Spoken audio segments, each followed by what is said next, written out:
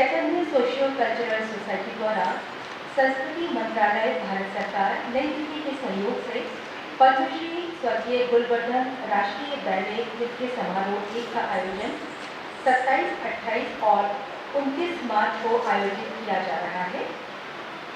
ये राष्ट्रीय बैले नृत्य समारोह समाज सेवी, लेखक एवं वरिष्ठ रंगकर्मी स्वर्गीय राजीव लोचन जी को पूर्णतः समर्पित है। हम आपको बता दें चैतन्य सोशियो कल्चरल सोसाइटी की गतिविधियों के बारे में।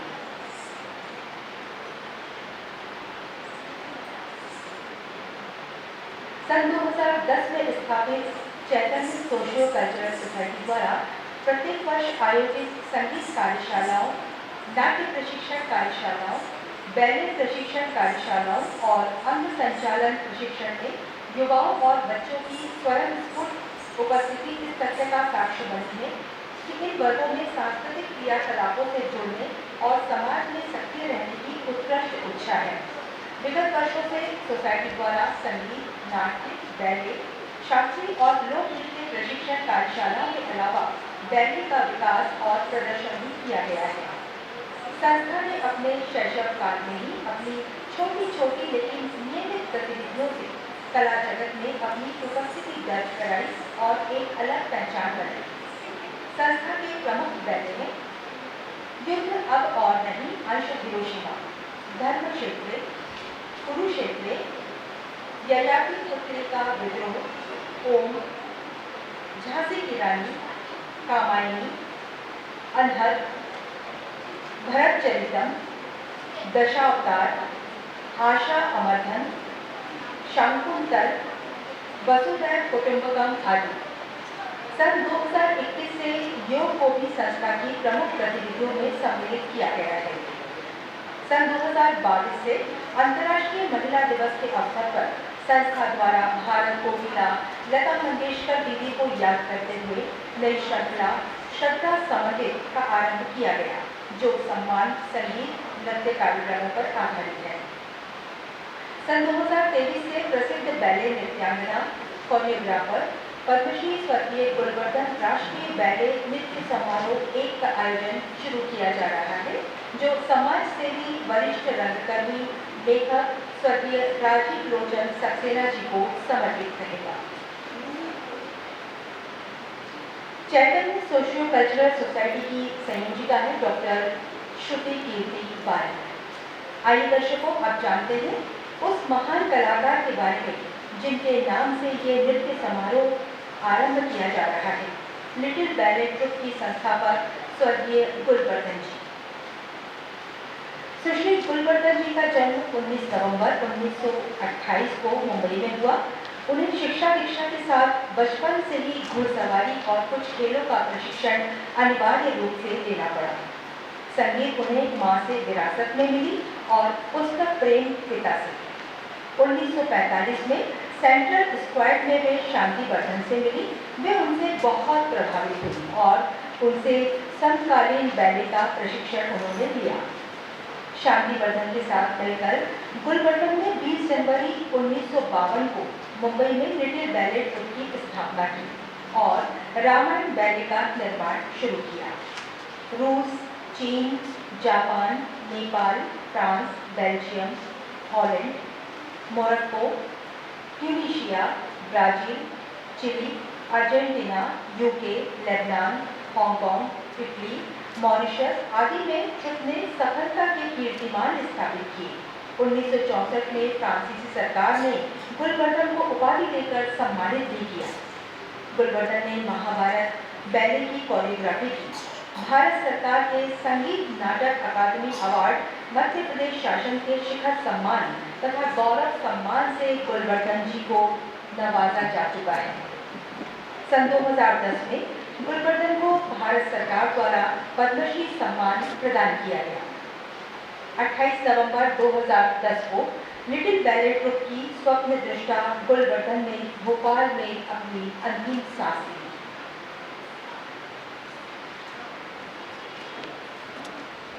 गुलवर्धन जी भले ही हमारे बीच सशरीर नहीं है, लेकिन कला के प्रति उनका जो समर्पण था उससे अभिभूत होकर उनके स्वप्न को साकार करती संस्था चैतन्य सोशियो कल्चरल सोसाइटी ने ये एक अच्छी पहल की है। पद्मश्री स्वर्गीय गुलवर्धन राष्ट्रीय बैले नृत्य समारोह के हम समाज सेवी लेखक वरिष्ठ रंगकर्मी स्वर्गीय राजीव लोचन जी को समर्पित कर रहे हैं। राजीव जी के संबंध में जितना बोला जाए उतना कम है। उनका व्यक्तित्व और कृतित्व दोनों ही प्रेरणादायक है। राजीव जी का स्मरण हम भी करेंगे इस कार्यक्रम में। आज हमारे कार्यक्रम के मुख्य अतिथि हैं सर्वश्री प्रमोद तांबट जी, प्रसिद्ध व्यंग्यकार कवि। उनकी जुबानी हम सुनेंगे राजीव जी के बारे में। आज हमारे मुख्य अतिथि श्री प्रमोद तांबट जी अपरिहार्य कारणों से यहाँ पर उपस्थित नहीं हो पा रहे हैं। उन्होंने जो लिखा है राजीव जी के बारे में वो मैं आपको पढ़कर सुनाती हूँ। जन चेतना के विकास के लिए समर्पित व्यक्तित्व राजीव लोचन। राजीव लोचन पर लिखना मेरे लिए एक बहुत बड़ा भावनात्मक संकट का विषय है। वे मेरे ऐसे मित्र मात्र नहीं थे जैसे कि आम तौर पर मित्र होते हैं, बल्कि मैं बेहद गहराई से उनसे और उनके परिवार से जुड़ा रहा हूँ। राजीव लोचन पर लिखने में सबसे बड़ा खतरा यह है कि हो सकता है कि उनके बहाने मैं खुद अपने आप पर ही लिखता चला जाऊँ। खैर, ये भी किसी को जानने समझने का एक अच्छा तरीका हो सकता है। दरअसल राजीव लोचन मेरे अवचेतन से, मेरे रचनात्मक सृजन संसार से जाने अनजाने इस कदर जुड़े रहे कि उन्हें पृथक रखकर एक लेखक व्यंग्यकार के रूप में आज के प्रमोद तांबट की कल्पना ही नहीं की जा सकती। इसलिए बहुत स्वाभाविक है कि मैं लिखूं अपने बारे में और उसमें से राजीव लोचन का व्यक्तित्व एवं कृतित्व झांकता दिखाई। यही मेरा उद्देश्य भी है। मेरी और राजीव की मुलाकात लगभग 45 वर्ष पूर्व एक नाटक में हुई थी। उस वक्त मध्य प्रदेश कला परिषद और भोपाल की कई अनिश्चित नाट्य संस्थाओं के बीच पैदा हो गए एक विवाद के कारण कई सारे रंगकर्मियों ने मिलकर एक संस्था बनाई थी, हम सब। उस संस्था ने कुल जमा 2 नाटकों का मंचन किया था, मोरवेल का गुजरवा जेंटलमैन और कामतानाथ के उपन्यास का नाट्य रूपांतरण एक और हिंदुस्तान। दोनों ही नाटकों के निर्देशक थे स्वर्गीय श्री देवकांत शुक्ला। इन्हीं दोनों नाटकों के रिहर्सल के दौरान मेरी और राजीव की दोस्ती परवान चढ़ी थी। मैं उस वक्त नाट्य गतिविधियों के अतिरिक्त थोड़ा बहुत लिखता भी था। उस वक्त तक मेरा हास्य नाटक बम्बई यात्रा आकाशवाणी भोपाल से रिकॉर्ड होकर देश भर में प्रसारित हो चुका था और काफी मशहूर भी हो गया था। लेकिन मैं जानता था कि मैंने क्या लिखा था।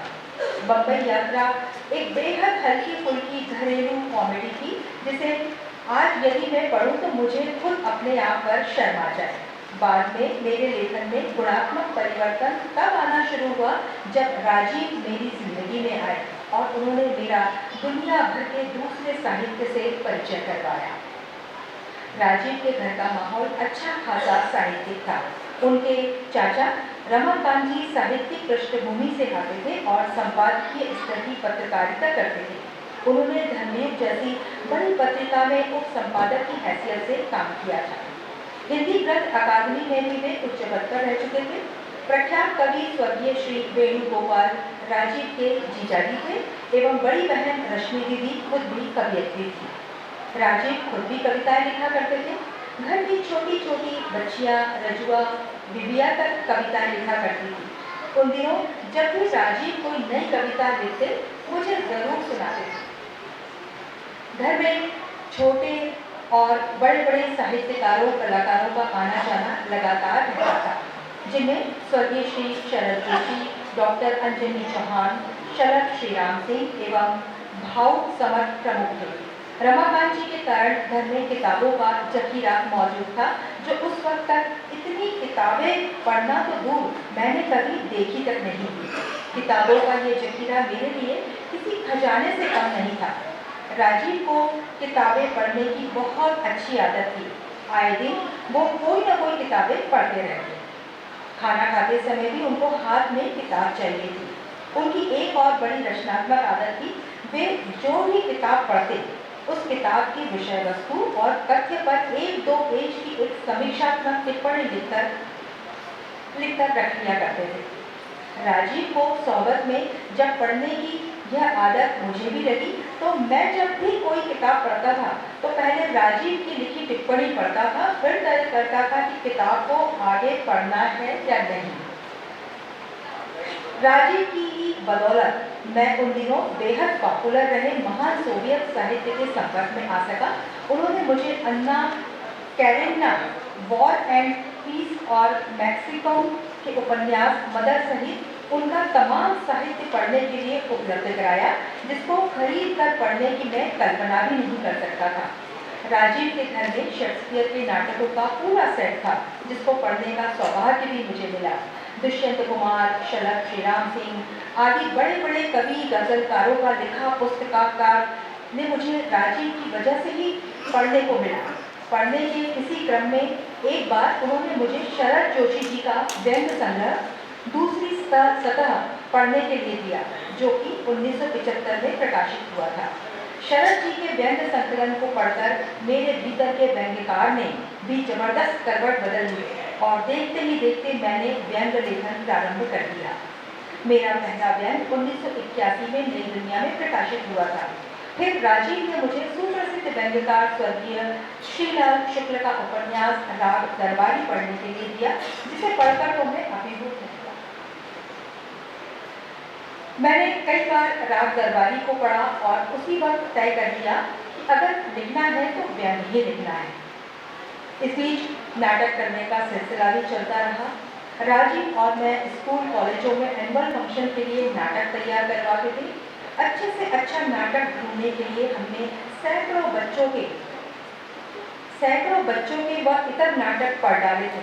उसी समय राजीव ने अंधमुख बधिर बच्चों के साथ एक वर्कशॉप करके खुद का लिखा एक नाटक तैयार किया, रोटी। इसी दौरान राजीव ने अपनी एक संस्था शुरुआत बनाई। मैं उस संस्था का फाउंडर सदस्य था। शुरुआत में बैनर तले नाटकों का सिलसिला शुरू हुआ। सबसे पहला नाटक था मोहित चटर्जी का अली बाबा 40 चोर। नाटक का निर्देशन राजीव ने किया था और मैंने उनके सहायक की भूमिका के साथ साथ मंच लाइट इत्यादि का जिम्मा भी उठाया था।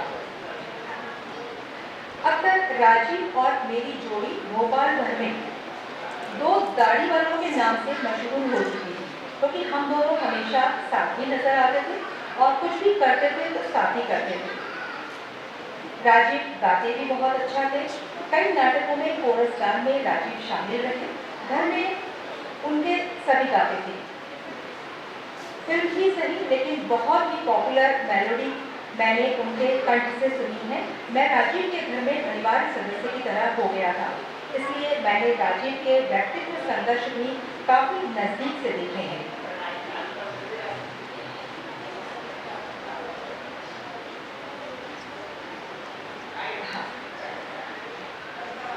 कालांतर में राजीव ने शुरुआत को एक नाट्य संस्था के जामे से बाहर निकालकर एक एनजीओ का रूप दे दिया और विभिन्न सरकारी गैर सरकारी संस्थाओं के लिए विभिन्न प्रोजेक्ट्स के तहत महत्वपूर्ण काम किए। नुक्कड़ नाटकों के जरिए जन चेतना का निर्माण करना इन प्रोजेक्ट्स का महत्वपूर्ण ध्येय रहा है। राजीव ने विभिन्न जन समस्याओं पर दर्जनों नुक्कड़ नाटक लिखे और उनका जगह जगह प्रदर्शन भी किया।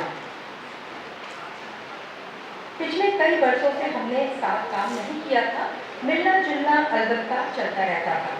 अपनी जानलेवा बीमारी का पता चलने के कुछ ही दिन के पूर्व हमने साथ में कुछ सार्थक लघु फिल्में बनाने की योजना बनाई थी, जिसके लिए मैंने उन्हें एक लघु कथा संकलन एवं मिंटू की कुछ छोटी छोटी कहानियां भी दी थी। लघु कथा संकलन से उन्होंने कुछ कहानियों का चयन भी कर लिया था, जिसमें मेरी भी एक कहानी थी। इस कहानी में मात्र 2 ही पात्र थे और हम दोनों ने यह सहमति की थी कि एक पात्र वो निभाएंगे और दूसरा पात्र मैं निभाऊंगा। इस योजना पर आगे कुछ हो पाता, लेकिन इससे पहले ही राजीव की सेहत खराब होती चली गई और वो हम सबको छोड़कर चले गए। बहुत सारी योजनाएं, बहुत सारे सपने, बहुत सारे उद्देश्य छोड़कर बहुत ही जल्दी वो हमारे बीच से चले गए। अंत में कांवड़ जी ने ये लिखा है कि मैंने अनेक व्यक्तियों संस्थाओं को देखा है जो नगण्य सा काम करके भी पब्लिसिटी के लिए दौड़ पड़ते हैं, अपने आप को लाइमलाइट में रखने के लिए तमाम प्रपंच करते हैं, सत्कर्म करते हैं। परंतु राजीव लोचन ऐसा व्यक्तित्व थे जिसने बहुत सारा काम करके भी कभी प्रचार पाने, लाइमलाइट में रहने के लिए साया कोई प्रयास नहीं किया। वे जैसे भी संभव हुआ अपने दृढ़ जनपक्षीय विचारों के साथ साथ जन चेतना के विकास के लिए समर्पित रहे। उनकी इस मुहिम के प्रति प्रतिबद्धता के लिए मैं उन्हें दिल से सलाम करता हूँ।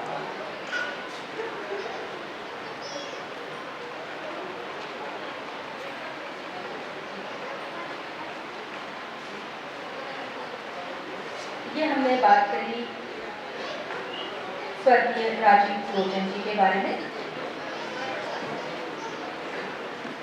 कार्यक्रम की शुरुआत करने से पहले मैं मंच पर आमंत्रित करने जा रही हूँ हमारे आज के कार्यक्रम के मुख्य अतिथि श्री राम प्रकाश त्रिपाठी जी, वरिष्ठ कवि हैं जो मंच पर हैं। कृपया मंच पर आने का कष्ट करें, सादर आमंत्रित है। विशिष्ट अतिथि कवियत्री वीणा वेणुगोपाल जी, आप भी मंच पर आए।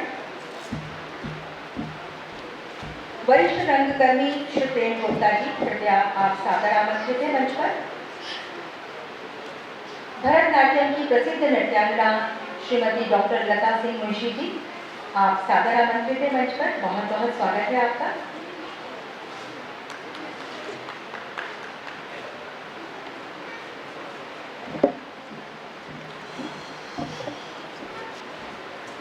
वरिष्ठ कोरियोग्राफर चंद्रमाधव बारिक जी, कृपया आप भी मंच पर आ जाएं।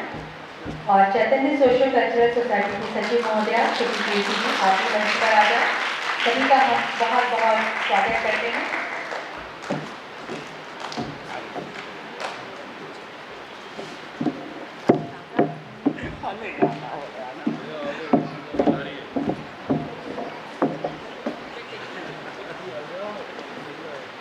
कार्यक्रम की शुरुआत करने से पहले हम अपने इष्ट देवता को याद कर दीप प्रज्वलन कर कार्यक्रम का विधिवत शुभारंभ करेंगे। इसके लिए मैं संस्था की सचिव श्रुति जी,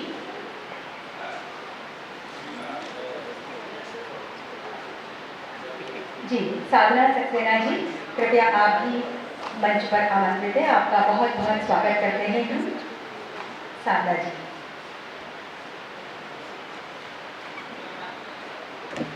समाज सेवी, लेखक एवं वरिष्ठ रंगकर्मी स्वर्गीय राजीव लोचन जी की पत्नी है आप साधना सक्सेना जी, बहुत स्वागत है आपका। अब हम दीप प्रज्वलन करने के लिए श्रुति जी से और माधव दादा से और हमारे अतिथियों से निवेदन करेंगे कि दीप प्रज्वलित कर हम कार्यक्रम का विधिवत शुभारंभ करें।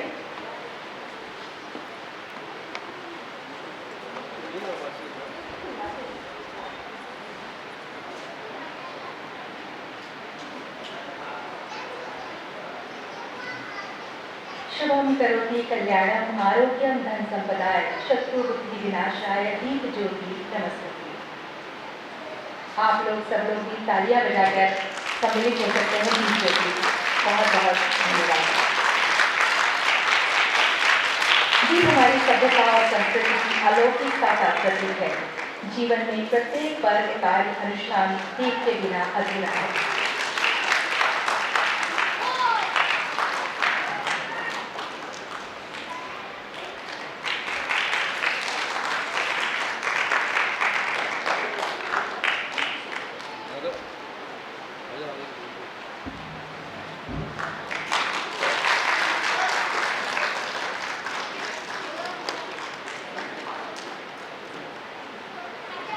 धन्यवाद आप सभी का।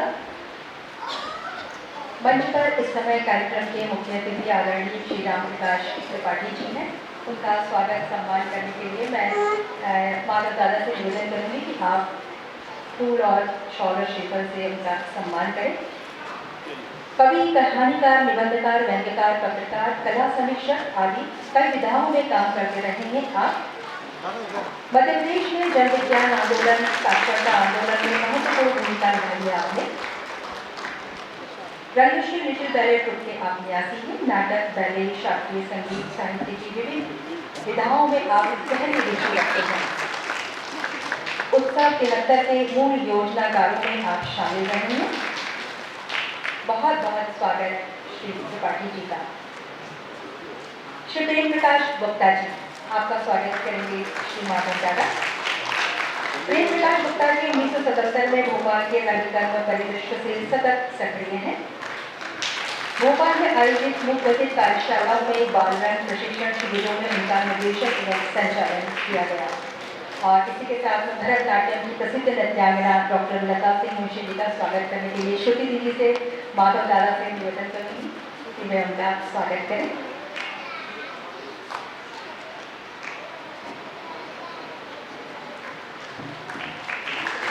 तालियां आप सभी के लिए।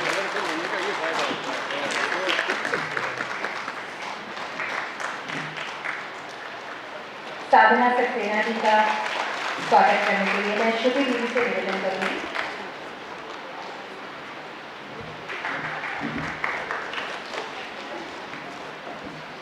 बहुत बहुत स्वागत साधना जी आपका आज के इस कार्यक्रम में।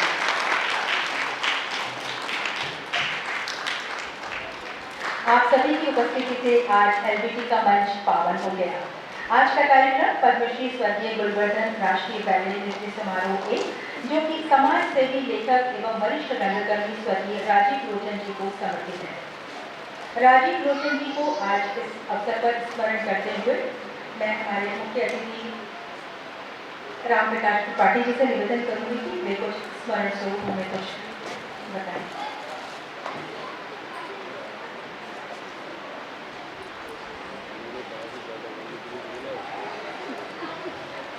मंचस्थ सभी अतिथियों और आप सब अतिथियों का मैं अपनी ओर से अभिवादन करता हूँ। मुझे नहीं मालूम कि किस आधार पर मुझे मुख्य अतिथि बनाया गया है। ये जरूर है कि मेरा गहरा संबंध इस परिवार से रहा है। मेरा आशय जो जिनके नाम पर आज ये कार्यक्रम हो रहा है, जिनकी स्मृति में कार्यक्रम हो रहा है, उनके परिवार से भी है और जो संस्था कर रही है उनके परिवार से भी है। क्योंकि मैं इस परिवार से ग्वालियर में जब सराफे के अंतिम छोर पर एक दुमंजिला मकान था, जिस मकान में रमाकांत जी रहा करते थे, जो पूरा परिवार रहा करता था, जहाँ से टीवी गाना होली शुरू होती है, उस जमाने में से मेरी इस परिवार के साथ अंतरंगता है। सभी बच्चे बहुत छोटे थे और ये राजीव तो बहुत ही छोटे थे। इत्तेफाक कहें या क्या कहें समझना नहीं आ रहा है। उन्होंने सूत्रधार से जो हमारी ही संस्था थी उससे ही अपने रंगकर्म की शुरुआत की थी। सूत्रधार कई क्षेत्रों में काम करते थे। हमारी जो ड्रामा विंग थी उसके इंचार्ज देवकांत शुक्ला थे। बाकी बहुत सारे लोग कला के क्षेत्र में, पेंटिंग के क्षेत्र में बहुत सारे लोग काम करते थे। बहुत पुरानी बातें हैं, अब तो वैसी संस्थाएं नहीं रही और वैसी संस्थाओं का साथ देने वाले लोग भी नहीं रहे। तो राजीव के बारे में बात करना मेरे लिए भावा को रोने जैसा है। बिल्कुल बच्चे की तरह वो थे। रमाकांत जी हमारे मित्र थे और किसी बहुत ही छोटे बच्चे के बारे में जो अपने से बहुत छोटा उम्र में है उसके बारे में बात करना बहुत ही कठिन काम होता है। बहुत मतलब ज़्यादा बोला जाएगा तो भावनापूर्ण हो जाएगा।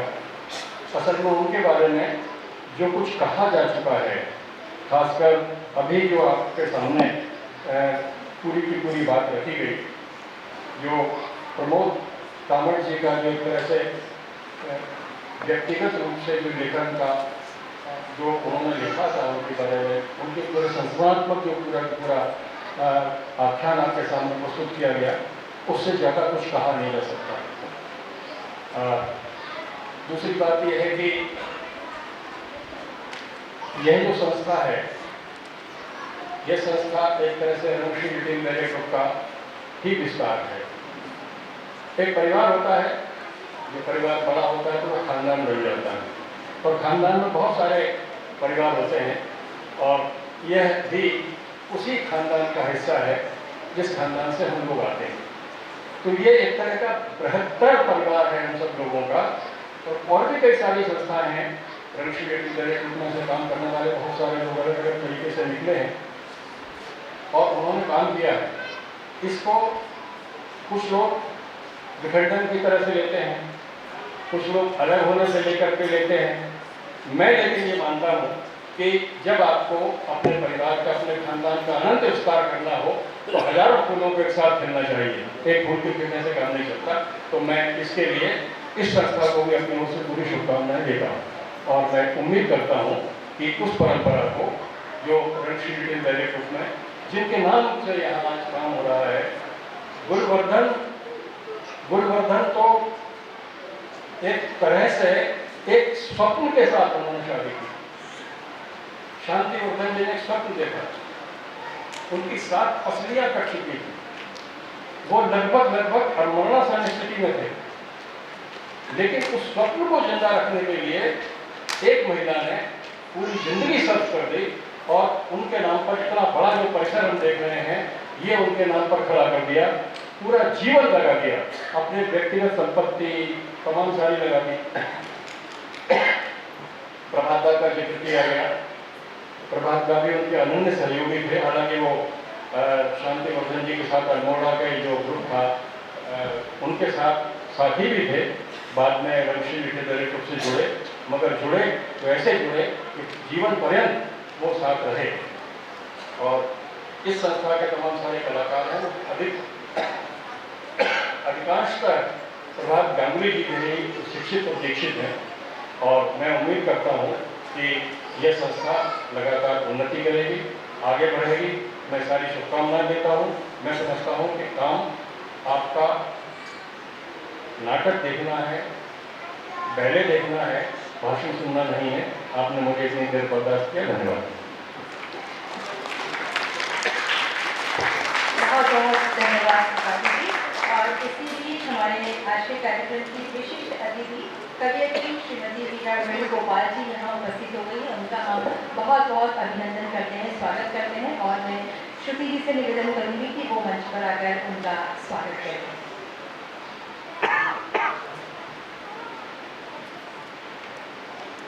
वीरा वेणुगोपाल जी प्रसिद्ध कवियत्री हैं, आप जोरदार तालियों से स्वागत कर सकते हैं।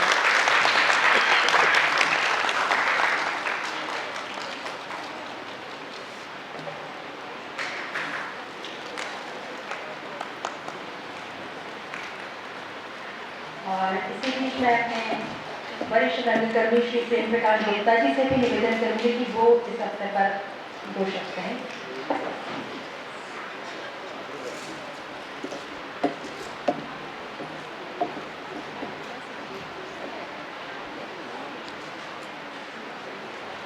ये सुखद भी है और दुखद भी। राजीव जी मेरे अभिन्न मित्र तो नहीं थे, लेकिन वो मददगार मेरे लिए बहुत सारा था। हम जब ग्रुप चलाते थे, नाटक नौटंकी करता था, तो मैं अक्सर उनसे मदद मांगता था। उनकी छपाई खाना था, प्रिंटिंग मशीन थी उनके पास, तो इन्विटेशन कार्ड, ब्रोशर आदि छपाता था, इस बार क्या छपाता था। और यकीन मानिए उन्होंने मुझसे आज तक उसके पैसे नहीं लिए और ना ही मैंने उनको दी। इतने मददगार थे। और राजीव जी आज हमारे बीच में नहीं है और ये जो आयोजन राजीव जी के लिए किया गया है, मैं समझता हूँ कि हम कलाकारों को उनसे प्रेरणा लेकर के हमें भी करना चाहिए, उनको याद करना चाहिए। और विशेषकर श्रुति जी ने, चैतन्य सोशल कल्चर सोसाइटी ने आयोजन किया, उसके लिए धन्यवाद। साथ में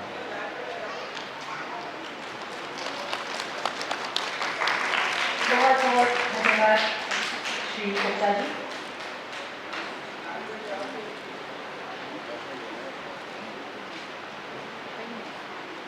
मंचासीन सभी अतिथियों का हम बहुत बहुत धन्यवाद करते हैं और सांस्कृतिक कार्यक्रमों के अवलोकन के लिए अनुरोध करते हैं आप सभी से कि कृपया आप दर्शक दीर्घ में स्थान ग्रहण करें।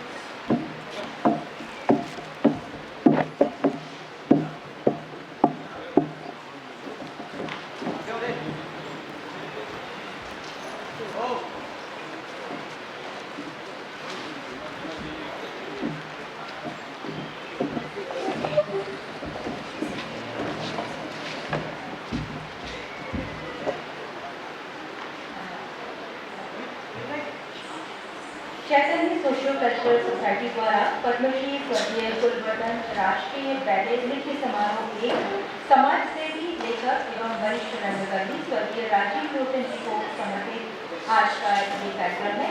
3 दिवसीय ये कार्यक्रम होगा।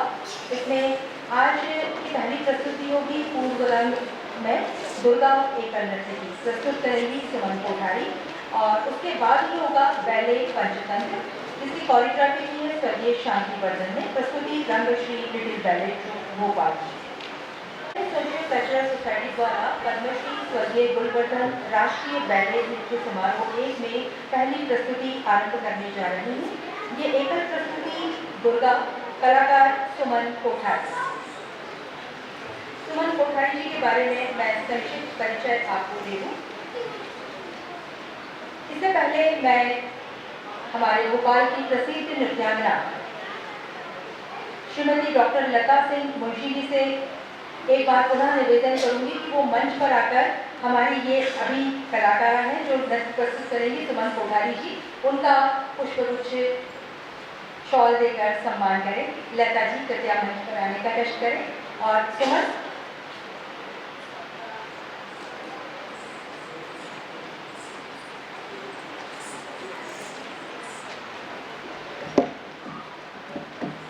कोठारी जी भोपाल की रहने वाली है।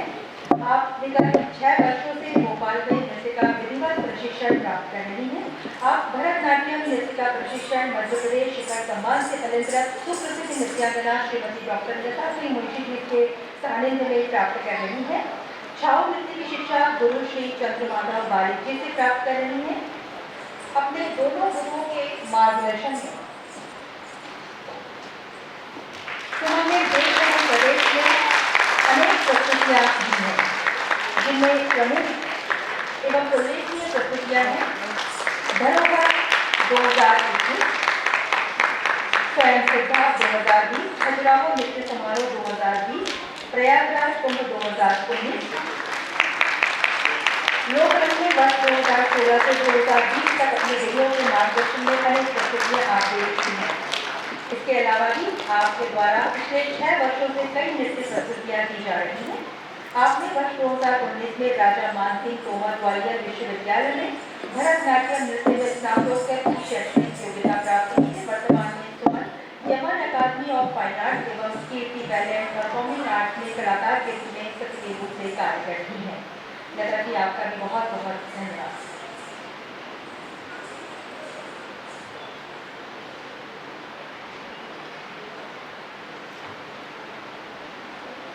एकल नृत्य प्रस्तुति दुर्गा, कलाकार सुमन कोठारी।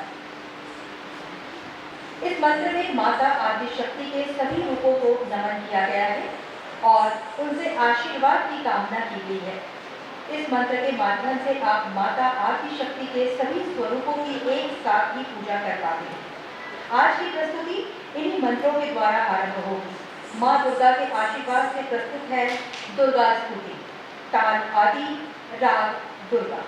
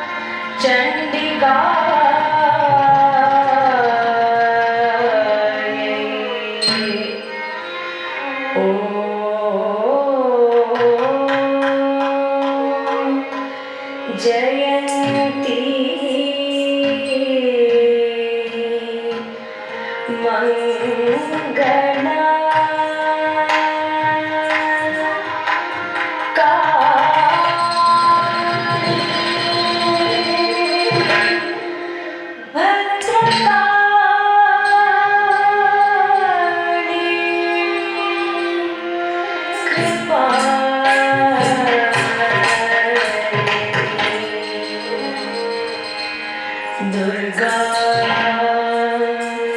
क्षमा शिवा धात्री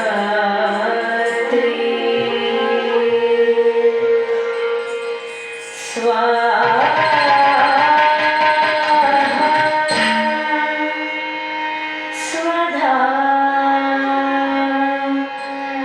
नमोस्तुते